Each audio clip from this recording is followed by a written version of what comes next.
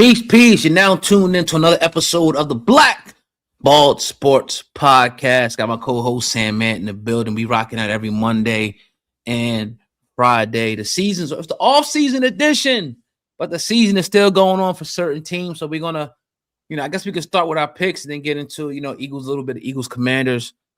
Talk. The Eagles did fire their offensive coordinator, Kevin Patullo. So we're now in the search for offensive coordinator while you guys are on the search for now a defensive coordinator. So we get the updates, with that. So let's start with that first. Actually, you guys had John Gannon in, Flores in. Any updates? Not yet. And I think they're waiting a little later on. They wanted to get this search done probably this week, from what I'm hearing from a lot of beat reporters who actually know some information with the organization. It looks like they're trying to maybe extend that search into next week. Obviously, they brought in Brian Flores. They brought in Jonathan Gannon. And here's a name, oh, God, I want you to pay attention to, Carl Scott. He's a defensive backs coach, passing game coordinator out of Seattle right now. He used to coach with Nick Saban in Alabama. This dude is a young mind. He's a fresh mind. He's somebody to really pay attention to. Now, they are looking for somebody that has experience in play calling, and he really does not. So they would be their second coordinator who they brought in, who's pretty youthful and new. But if I'm being perfectly honest with you, man, if it can't be Brian Flores, which is a long shot. I mean, he did come in for an interview, but obviously that brother's looking for a head coaching job. And if he doesn't get one, which I don't think he will based off of what he has going on with the NFL, and I'm just guessing he could, and I hope he does, be honest with you. I want to see that brother succeed.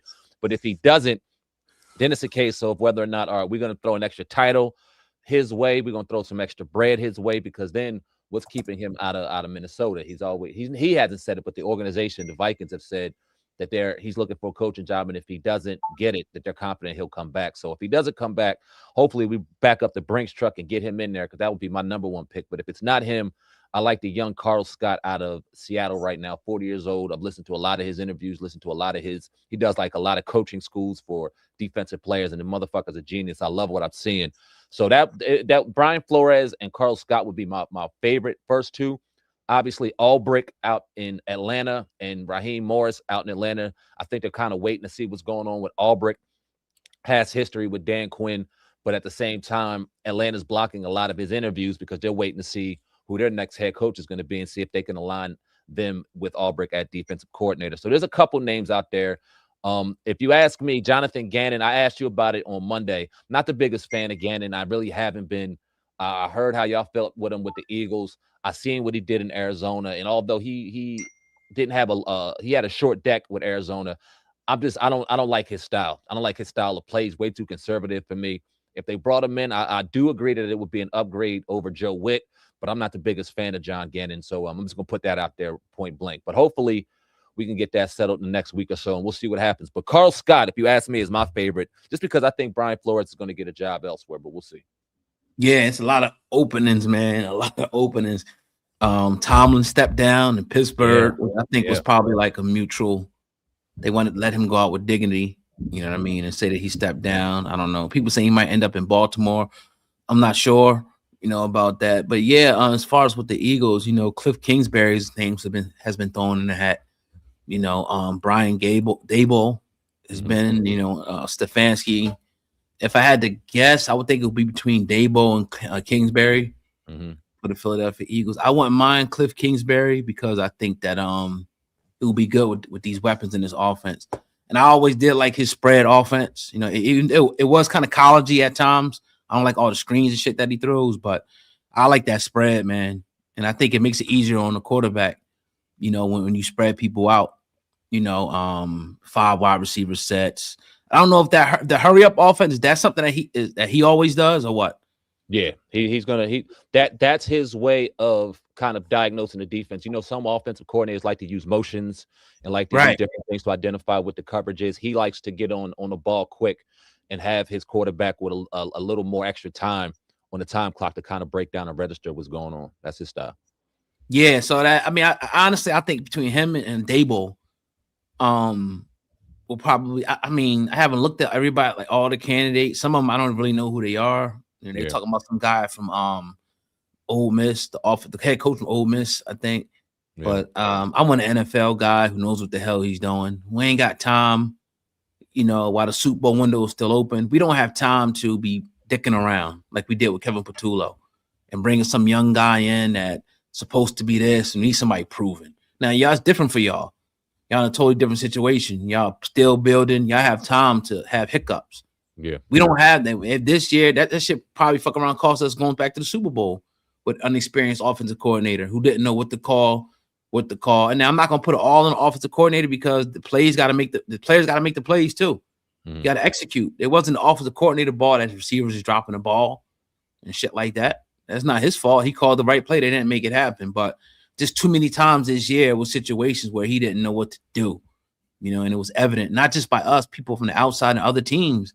It was too predictable. So, we'll see. If I had to guess, though, I think I would say Brian Daboll.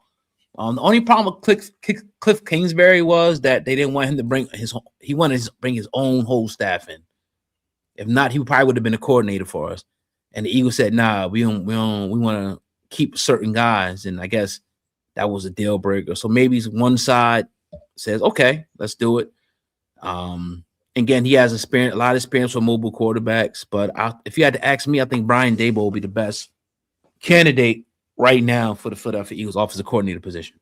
And I like Brian Daboll as a coordinator. I didn't like him as somebody, the fucking imbecile as a coach, but he was somebody as an OC that I was even looking at for the Commanders before we went with Blau as somebody that would make a lot of sense because we've seen what he's done with quarterbacks. He did a lot of good things with Josh Allen. Hell, he did a lot of good things with Daniel Jones before he went over to Indianapolis. He's just a dickhead as a head coach. And as far as Kingsbury is concerned, I think if he were to come with you guys, what you said that he wanted to bring his staff, that makes a ton of sense. I think there will be a lot that you like about Kingsbury. I think there'll also be a lot that you don't like about Kingsbury. The players will love him. The players will love him because he listens. He takes their input. Like, I think him and Jalen would love each other because I know that Jalen had a lot of issues with Patullo and giving feedback and things like that. Cliff Kingsbury won't do that. He's going to listen to his players. He's going to listen to his input.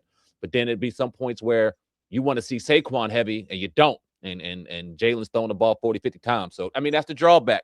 There's give and take with all these coordinators. You know what I'm saying? You just got to figure out which one is going to best suit y'all. I do like Daboll. It'll be interesting to see where he goes from here. That Daboll one is because, I mean, like you said, there's a ton of head coaching openings.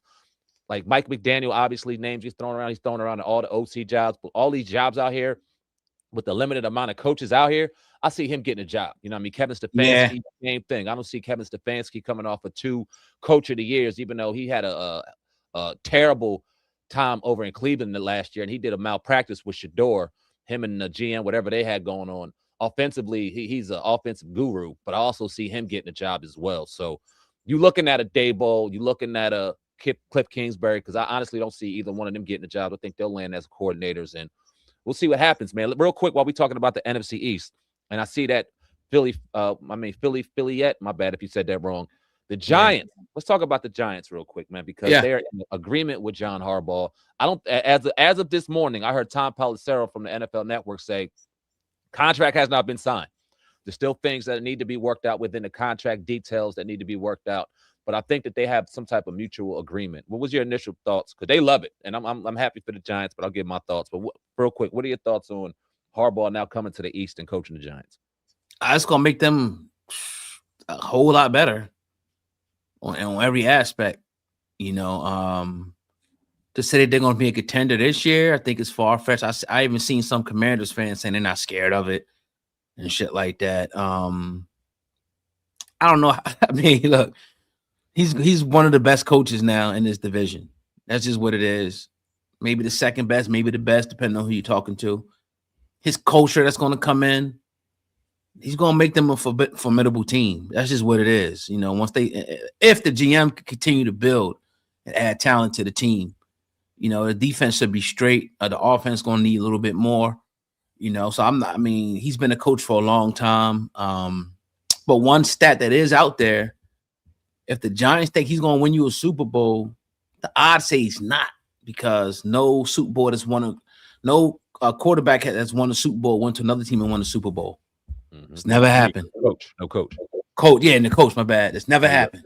You know what I mean? It's never happened. So maybe he makes history, but odds on he makes them a competitive, 10, 11 win team, which is bad news for the NFC East, because a lot of teams are going to be jockeying for that position. And I got, I think the Eagles are going to still be there, because I don't think they're going to get rid of A.J. Brown, but I'll talk about that a little later. Yeah, I like the move. I'm happy for the Giants because they finally got an adult in the room that's going to stabilize that organization. That's been a mess. Coaches really haven't been able to go in there and do what they were supposed to do, and it's really hurt the Giants. What I will say is this, and I'm not going to hate on them. I agree with some of them Commanders fans, and I don't think anybody in the NFC East should be necessarily worried because we all have work that needs to be done, and if our GM and our coach and everything do the job, then we all should be expecting to be sitting there at the top at the end of the year next year. But what I will say is, and this is why I like Tomlin's move right now. He's saying that he may take a year off. He may never coach again because when you coach somewhere for such a long time, that can almost burn you out. And I see John Harbaugh running back into a position, and it's like, bro, have you learned anything from your experiences at Baltimore? Have you given yourself any time to learn anything from your mistakes, from what happened there at Baltimore? It became a time where just the players and the organization just got stale on the way he moved and the way that he approached the game. And you see a lot of these old school coaches refuse to allow themselves to evolve into today's modern NFL, and it ends up hurting them. So I'm sitting there going, yes, although I think it'll stabilize that organization, it'll bring adults in the room. They have a hell of a defensive line. They still got pieces.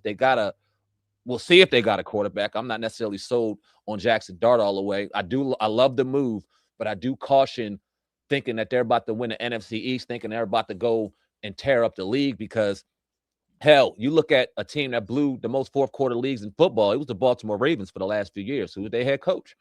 Coach that's coaching there now. They don't have Lamar Jackson over there in New York. They don't have Derrick Henry over there in New York. They don't have the coach. They don't have Ozzie Newsome or whoever their GM is over there in New York. So although I think that he is going to bring a level of stability there, the jury's still out on. I mean, he's trying to bring Todd Monken in.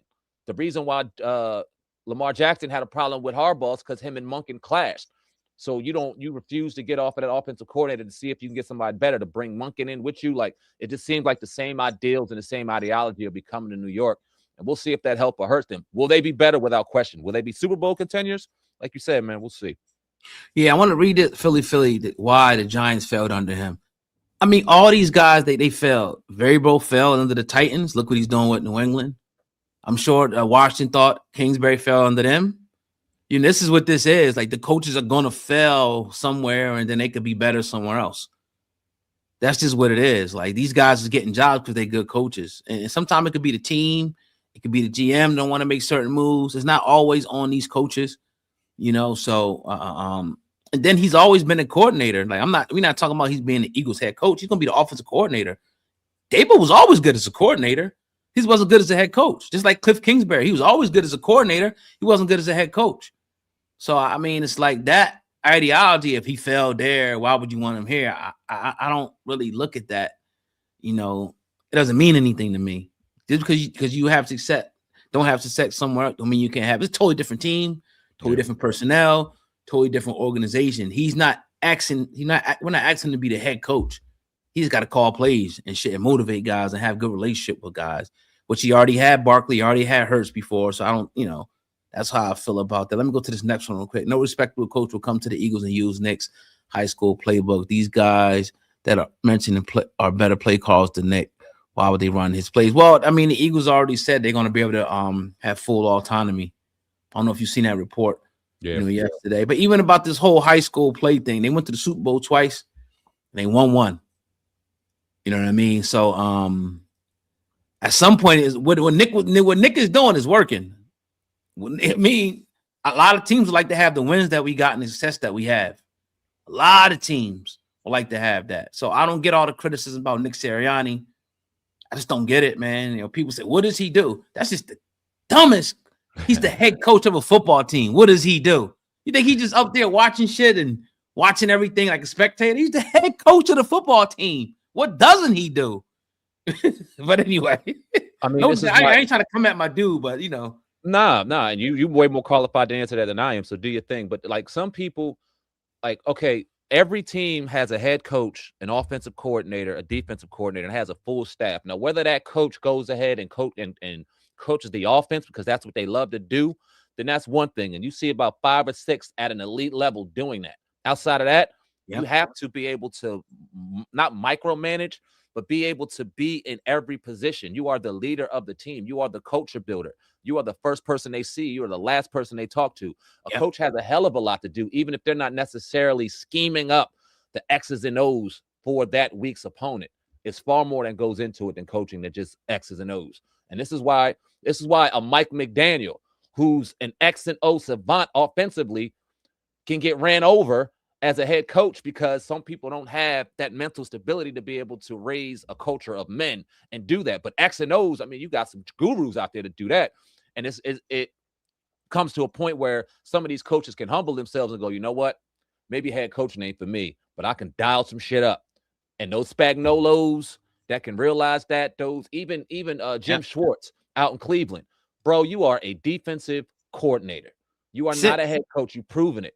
And Dayball's going to have to realize that. I think slowly but surely Kingsbury's starting to understand that, listen, maybe this head coaching shit ain't for me, but I can scheme up some shit. Or let me go to college and scheme up some shit, because I think he'd be great with college kids. But some men are just better suited for coordinators, and some men are just better suited for head coaches, even though they may not necessarily scheme up X's and O's. I think Dan Quinn is a good example of that as well. I think in today's NFL, as much as Dan Quinn was a great coordinator, I think that his defensive style may be getting passed by. And this is why you bring in some new blood to see some different ideologies and some different thoughts, because the shit you're doing ain't working. And that's the identity of a good head coach, man. Yeah, and it's like you said, they do everything. They set the culture. They do everything that has to do with this team being what it is. And even if that doesn't have to do, and we're calling the plays, they probably putting the game plans together. They're probably overseeing everything, man. So, I don't know. It's just like in Philadelphia, when certain things, when people repeat it, everybody just repeats it. Repeat the same things over and over. What does he do? Yep. Yeah, it's like, have a mind of your own, man. Like, first of all, if you know football, like a head coach is vital to any team. A coach is just not sitting back watching operation and watching everything. They set that shit. It's like a CEO of a company. You set the motion of the goddamn company. It falls back on you. You're responsible for what goes on. If you're a supervisor, it's your job, or whatever, team leader, it's the same thing. This shit falls back on you when it's great, and it falls back on you when it's bad. They act like he's just been a spectator to all this shit and been sitting back with his feet up. No. He's the first guy in, the last guy out. So, yeah, I mean, put some respect on the man. I mean, he might be goofy. He's a goofy white boy. Yeah. You know that. He might be corny as hell. Yeah. But he's a hell of a head coach. Yeah, I don't like Nick Sirianni from the outside looking in because of exactly what you mentioned. But at the same time, you aren't controlling. There's a lot of personality in Philly right now. There's a lot. Yep. A whole lot in that locker room. And not everybody will be able to manage that on top of sitting in front of the press, who's another whole different animal, and deal with that. Like, as much as I don't like Nick Sirianni because I'm a Commanders fan, respect what he's doing out there, bro. I mean, it is what it is. Better than all them other coaches that have been around, but that's another Dick, better than Dick. Probably, I mean, Andy, I can't say that, even though Andy never won in Philly. Yeah. He's done better than what Andy did when he was in Philly. But anyway, let's move on. We had an end of the year press conference yesterday. Howie Roseman was asked about AJ Brown, which I don't think what he said was going to say that AJ is not going to be traded, but he pretty much said, like, look, we're trying to add players, man. He said it's hard to get great players, and we're trying to add great players. AJ's a great player. Now, what that means to me is that they're not just going to let him go for peanuts. And if they're going to let him go, they're going to get great players in return. That's what that meant to me. With that being said, I think if they don't get what they want, they're not going to let him go. What needs to happen is they need to have a conversation. They need to sit down and ask them, do you want to be here? You done got a new coordinator. You got to, whatever. He needs to answer that question. Do you want to be in Philly or not? I'm sure they are. And if he says no, okay, we're going to look to move you. But it's going to be on our terms. It's going to be where we want you to go, and we're going to get the right compensation back. They may sit down and say, all right, we cool. Yeah, I want to be here. Let's run this shit back. That's when I don't think a report's ever going to come out that they're not looking to trade him, because it's a business at the end of the day. Yeah. Somebody, theoretically, it probably won't happen, offers 2 first-round picks, you're trading them. Yeah. Most players are getting traded. Are 3 first-round picks? or say they say Myles Garrett for AJ or something like that, they probably let him go. I'm not saying that's going to happen. I'm saying it's going to have to be the right type of offer, or it had to be, to the point where it's, he has to go regardless. So we don't really know on the outside looking in. But if I had to guess right now, I'll say it's still 50-50, but I wouldn't take it off the table with him keeping AJ in Philly for his final year of his contract. I wouldn't take it off the table. Let me ask you a hypothetical question involving AJ. Let's say, for example, they don't trade him. No one's out there throwing out the value that they think that AJ is worth, so they're going to keep him. AJ no longer wants to play for Philly. I want out. Do you see this coming to a point where he comes to a standstill? He threatens retirement. We've seen a lot of receivers do a lot of wild shit. Do you see that coming to a point where AJ just goes, I'm not playing for the Eagles this year. I'm not playing at all. I'm not playing this year because it gets so bad. Do you see a scenario where that can happen? No, I don't even think it even got anywhere close to that. I think it was just he was frustrated with the way the offense was going, understandably. Yeah. And other players were too. They just didn't express it that way. Best believe offensive linemen been talking. Smitty's been talking, Saquon, everybody's been talking about it. It's just the way that he went about it. People didn't really feel that shit like that. So I don't think it's ever been like it was him with Jalen thing or nothing like that. He just didn't like the way that he felt the offense had way more potential, which we all did. And he wanted that shit to be explosive and blow teams out every game, which is not realistic. So no, I don't see that happening. I think if he wants to go, when they have that meeting, they're going to move, and they might even put him in a favorable situation, knowing Howie. As long as he get back what he want. If you want to go to New England, all right, give us the first and the fourth, or first and the fifth, or maybe let him go for a third or a second. I don't know. I'm not in the front office. Yeah, but again, Howie's trying to add players, bro. He's not going to put AJ out there and trade him and make us not a Super Bowl contender. He's not going to do that. He's going to, if he's going to get, it's going to be something that's going to still make us a Super Bowl contender, whether it be somebody on the defensive side of the ball, like a Myles Garrett, or I don't know. I don't want to throw a name out there. Anybody that's still going to be a contender. Max Crosby, but yeah, Max Crosby. I don't think that moves the needle. I'm talking about on the offensive side, like either Myles Garrett or somebody dope on the offensive side, like Max Crosby. We got a Max Crosby and we can keep Phillips for real. I'm not saying he's good as Max Crosby, but we got other pass rushers, so that's what I think. But we're going to have to wait and see, man. We're going to have to wait and see with that. Oh, gotcha. Just kind of curious. I was curious. I'm like, damn, does this ever get to a point where he kind of says, I'm not going to play no more? Like, I wonder if. This ain't no TO type thing. The media, they blew a lot of the shit out of proportion, in my opinion. Not saying there wasn't anything there, but if he tells Howie and Nick, I said, look, man, I think it'll be better if we moved on. Then they'll move him. They'll move him. I don't think they're going to hold him hostage. Yeah. That's something we don't do.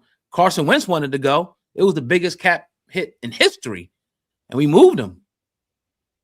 I thought that was going to set your organization back 5 years when y'all did that too, and y'all retooled so quick. Like, that shit makes me sick. I couldn't believe that. Yeah, me too. But part of that was Jalen Hurts. Yeah. We didn't know he was going to be who he was. If he was trash, it would have set us back. You know what I'm saying? But he turned out to be a fucking baller. And, they was able to build an offense and build a team around him. So, we'll see, man. It's a lot that's going to go down in the offseason. So we here. I got one more question about the Eagles real quick. Your offensive coordinator hire, based off of that, do you feel as though Jeff Stoutland's job is in trouble? Do you think he's there and he's cemented as long as he wants to be? I think he's there as long as he wants to be. Unless he decides to retire. He's older now. Yeah. That's somebody you're not going to push him out. That's something's going to be mutual, or him saying, you know what? I had enough. I'm done. Now, Aaron Moorhead and the running backs coach, that may be something different. Yeah. But those like Aaron Moorhead, the running backs coach, and Stoutland, and maybe the quarterbacks coach, maybe are guys that could be locks. But when you bring a new offensive coordinator, he's going to want to bring those, especially the offensive line coach and the quarterback coach. They're like the right-hand man to the offensive coordinators. He's definitely going to bring his own people in. So we'll see. Those are the decisions we're going to have to wait and see, man. Yeah. Y'all got that cornerbacks coach. I forgot his name, but I was looking at that brother too. We never brought him in for an interview. Dallas did, which I thought was very smart. I like that dude. What do you think about him and his chances on leaving Philly and getting a D coordinator job or elevating? I don't think Dallas is going to hire him. He's a hell of a coach. Yeah, I like him. He's a hell of a coach. He's been good. He's been in Denver before with not Champ Bailey. Yeah, Surtain. Yeah. Surtain. So he's a hell of a coach.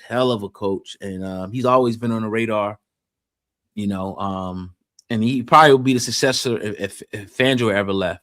Mm-hmm. But hopefully we keep him. Yeah, that's a bad boy. That's a bad boy. Yep.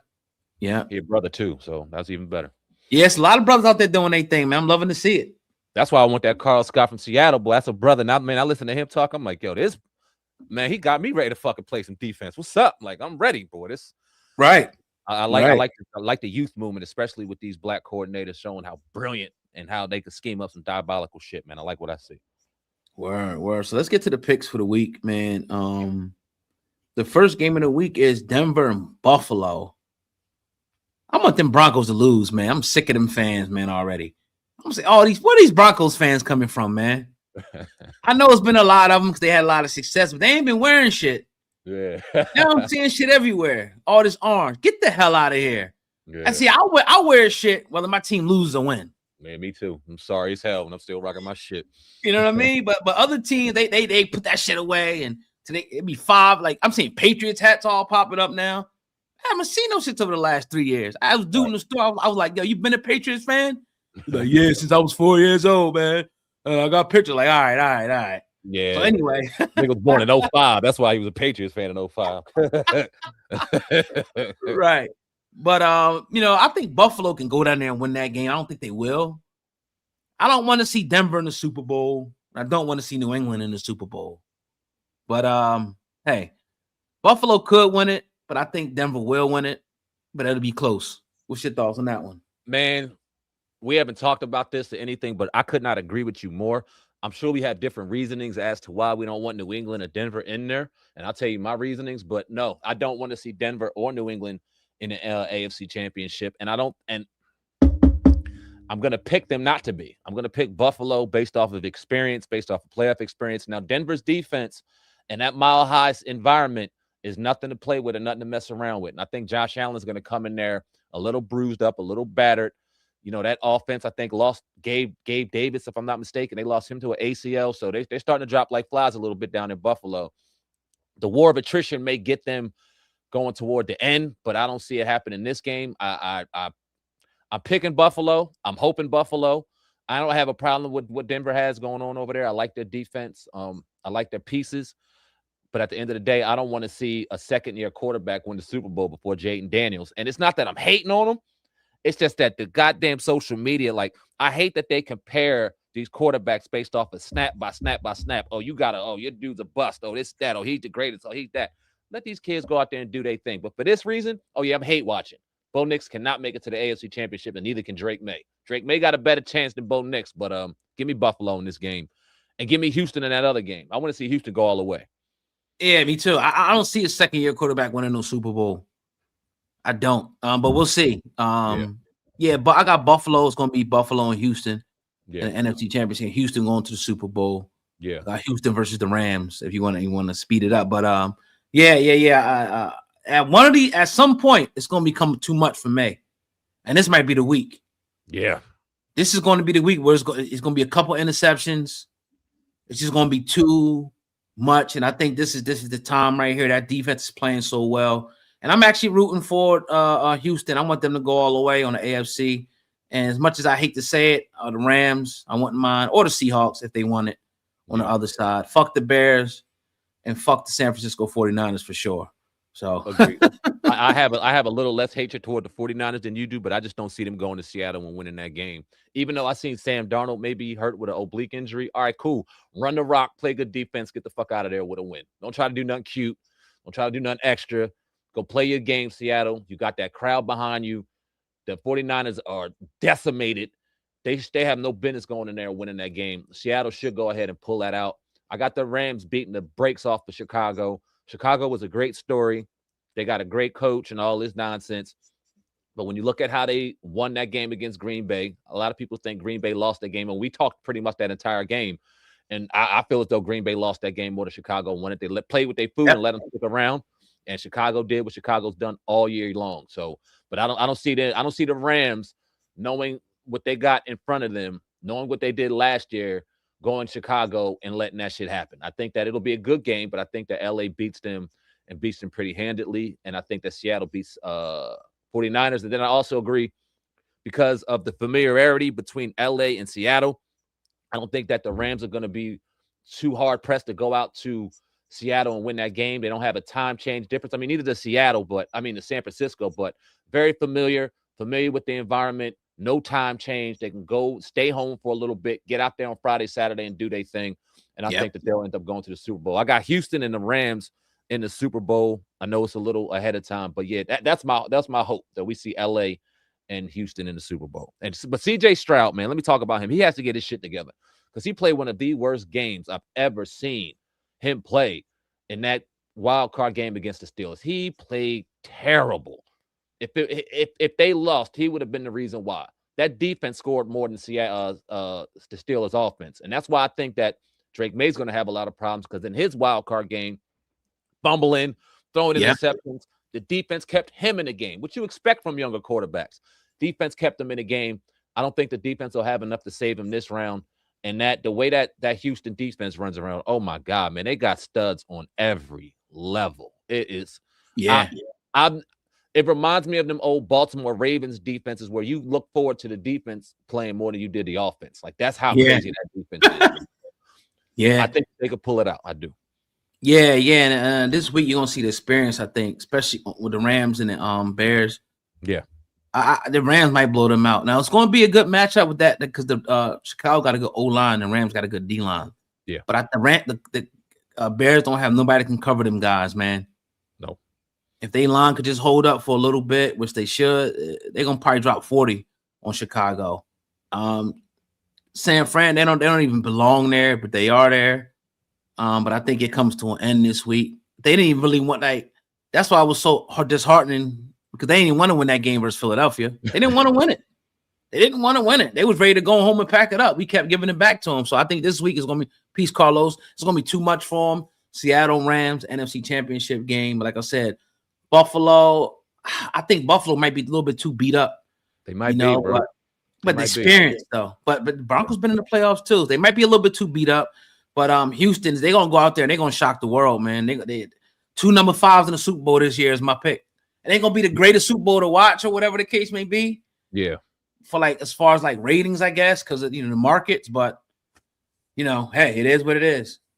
Yeah, I'd rather have the market be fucked up than have teams I hate in that shit. So give me the Rams and the Texans in the Super Bowl, and we'll see what happens. Carlos, but I have a question. Since our teams are both on the couch, is there a possibility that every team loses this week? No, it's gonna be one winner, man. It's only gonna be one winner, man. When we was fortunate to get it last year, but can't win it every year. It'd be nice. We can't be. See, people gotta realize it's only one Tom Brady. There's only one Patrick Mahomes, man. What those guys done, it's like you expecting one of these guys to be that. Just get the focus level it takes, the head coach, the team. You see what it takes, man. Even 1 year, some shit got to go your way. Yeah. And if one thing doesn't, you're out. That it goes to show you how great Tom Brady and those teams were, and how great Andy Reid and Bill Belichick and Brady and Mahomes, how great they really are, man. We got to take our hats off to them. And they also, I don't want to take anything away from their greatness, because you're talking about 2 of the greatest that have done it already, but they also had great compliments. And they might not have had, Brady might not have had a ton of weapons offensively, and Mahomes may not have had the sexiest names, but when you talk about what they had on that other side of the football, their defenses, when you talk about the coaches that they had, Bill Belichick was scheming the hell out of defenses, was scheming the hell out of game plans, was making sure that team stuck to that game plan to the fucking T. If we're going to run the ball this game, I don't give a damn if it's fucking 10-3. We're going to run the ball. We're going to play good defense. We're going to shorten the field, and we're going to win this shit at the end. Andy Reid, the same thing. All right, look, if we got to outscore you today, all right, then what's my man's name? That Tyreek, he'll be open every play. We're going to make sure he gets the ball. And when it's time for our quarterbacks to be Superman, we'll make sure we put him in a position to win the game and go get it for us. And now it was a perfect complement of greatness. And you don't get to see that often, especially in a year where it's so much parity. I mean, I hate to say it. You guys have been the closest thing to that, even though the Super Bowls may not constitute like a 7 or a 3 or whatever the case may be consistently over the last since Andy Reid and Donovan McNabb. There's a level of consistency, a level of, okay, who are the favorites? If you're in that conversation every year, then you're in a good spot as a fan, man. You're in a good spot. Yeah, that's why I think it's going to be very important where Tomlin goes. What if Tomlin end up in Baltimore next year? That'd be crazy. I said the same shit. I think honestly, bro, I think he's retiring. I don't think he's going to come back. Yeah, maybe. I think he's done. I think he's done. Maybe. And I wouldn't mind that. Like, go out on your shield. You got an accomplishment. Your record is amazing. You know what I mean? A lot of people in Pittsburgh like to say shit, but we'll see how they look next year when they don't have them there. You know what I'm saying? But that's why I think it's good for him to take a break. And I kind of question what John is doing, not taking a break. But we'll see. Yeah, last one, man. Before we get up out of here, Carlos Rosado. Trust, I come from the rich, cold type. I'm grateful for my team right now. Understand the cycles that happen. I don't know what's going to happen tomorrow. I'm just glad I know what it feels like to be a first. Yeah, nah, man. Shit, we come from that, bro. Like I tell Bobby Hoying, Rodney Pete, shout out to him. Detmer, shit. Coy and Ty. God damn. That's why I say relax, Philly. I get it. We want to win everything, right? We got to dominate every game. We got to blow every team out. We got to win every year. It just ain't realistic, man. It just ain't. I don't care how good you think you are. Yeah. These guys is getting paid too on the other side of the ball. I don't care if you got AJ and Smitty and Saquon. Them guys is getting paid, bro. Ooh, Bubby Preston. Woo! Damn, back names, boy. Ooh, Bubby. Oh, Bubby. Bubby. Sorry ass Bubby Preston. God damn. So just enjoy it. And like you said, a lot of the new fans don't even know that they expect to win every year and shit. So yeah, it's been a ride, man. It's been a hell of a ride. And hopefully it's not ending, man, because that's why I don't want to get rid of AJ, because we're not gonna be the same team without AJ, man. We're not. We're just not. They don't build them type of motherfuckers on trees, man. And there's not a lot of those prototypes in the league or in college anymore. Very few. And if they're coming out of college now, they can pick top 5. And you hope to never even be in a position where you pick in top 5. So right. Definitely. But yeah, man, another episode of Black Ball Sports Podcast. Thank you guys for listening in. We'll be back Monday to recap, the divisional round of the playoffs and, talk more, developments, because, it's going to be hot this whole off season. So we appreciate y'all. You have a good day. Enjoy your weekend. We out of here, man. Peace. Much love.